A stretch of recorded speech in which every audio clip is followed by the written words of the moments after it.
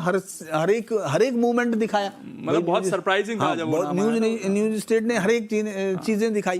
तो मुझे लगता है कि बीजेपी कांग्रेस अभी ये करने में नाकामयाब है। भूपेंद्र हुड्डा उसके लिए मजबूरी थे और इसीलिए, लेकिन भूपेंद्र हुड्डा एक लेवल से आगे नहीं बढ़ पा रहे हैं। ये बात कांग्रेस को अब समझ लेनी चाहिए और उसको ये मान लेना चाहिए कि मेरे पास 5 हो या 35 हो, लेकिन जब भी मुझे एक लीडरशिप खड़ी करनी पड़ेगी जो इस जीत को 45 से ऊपर ले जा सके। अच्छा, आपने इसमें जो अभी दिख रहा है रिजल्ट में सर, और आपने भी कहा कि जाट तो गया वहां पर चौटाला परिवार से निकलकर, लेकिन कांग्रेस एक चीज को लोकसभा से उसने भुनाना शुरू किया है, संविधान की बात, आरक्षण की बात, गरीबों के हक की बात। अगर वो जो गैर जाट वोट है जिसमें तमाम जो दलित हैं, पिछड़े हैं, वो अभी भी अगर बीजेपी के साथ इंटैक्ट हैं, तो वो फॉर्मूला कम से कम यहां काम नहीं किया, ये भी साफ हो गया। और जो योजनाएं हैं सरकार की, अब तो महिलाओं को भी 2100 रुपए देने की बात की गई है बीजेपी की तरफ से, और ये फॉर्मूला उनका मध्य प्रदेश से लेकर छत्तीसगढ़ तक सफल भी रहा है।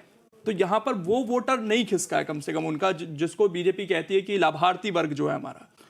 मुझे लगता है कि बीजेपी यहाँ जो है लाभार्थियों से भी ज्यादा जातीय समीकरण को सही साधने में कामयाब हुई, मुझे लगता है। क्योंकि देखिए, लाभार्थी तो जम्मू कश्मीर में है ना। आपको सबसे ज्यादा अगर कश्मीर में शांति और सबसे बड़ा एक दौर, चूंकि हम लोग तो 2006-05 से उनको कवर कर रहे हैं, कश्मीर के उस पूरे दौर को भी देखा, कहीं बदलते हुए देखा, तो इतना शानदार प्रयास, वो सब चीजें, तो लाभार्थियां इकट्ठा नहीं हो रहे। लाभार्थियों वाला जो फॉर्मूला था इनका यूपी में भी नहीं चला, जातियों का समीकरण चला।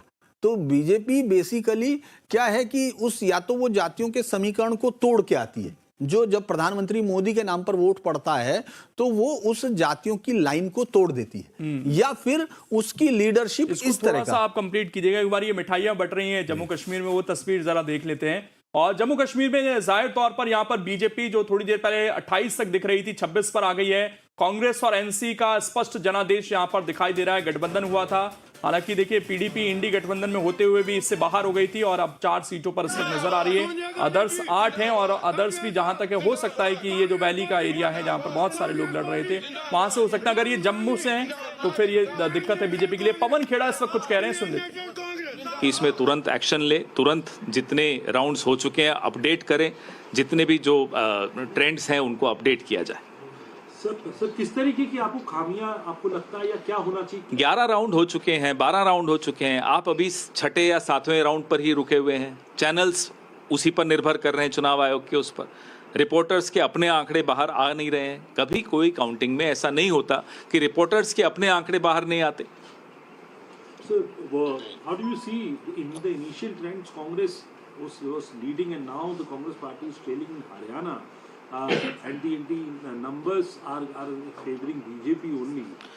As far as the trends are there is a mismatch in the actual number of rounds that have already been counted and the number of rounds that are being shown on television through the election commission data, because the election commission data is lagging behind. They are still showing the 4th or the 5th round, whereas 11-12 rounds have already been counted. Our general secretary communication has already tweeted to the election commission asking questions. Are they trying to put pressure on the local administration by delaying display of and uploading of data? But sir, PC Jammu and Kashmir, they हट रहे हैं आप लोग? बिल्कुल, हमें विश्वास है अपनी जनता पे, रियासत जम्मू कश्मीर के लोगों पे, जो उनको दबाया गया है पिछले इतने 10 सालों से, और उन्होंने वोट के माध्यम से अपना हक और अपनी राइट्स का पूरा सेकुलर फोर्सेस को वोट दिया है।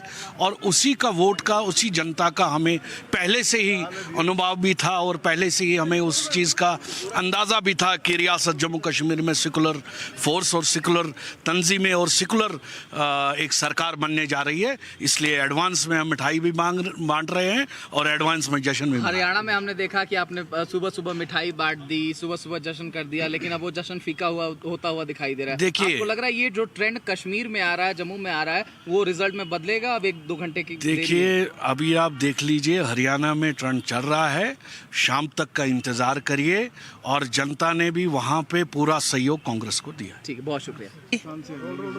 जी जी आप लोग, हम देख रहे हैं कि कांग्रेस पार्टी अभी अर्ली ट्रेंड्स में आ गया है, अभी सेलिब्रेशन करना स्टार्ट कर दिया। क्यों नहीं करेंगे, हमें पता है इंशाल्लाह लोगों ने हमें सपोर्ट दिया है, हम जीत कर हैं, कांग्रेस पार्टी जीत कर है, इसलिए हम जश्न मना रहे हैं वोटों के लिहाज से जो हमारे वोटर है। हरियाणा में हमने देखा कि आप अब सिमटते हुए दिखाई दे रहे हैं।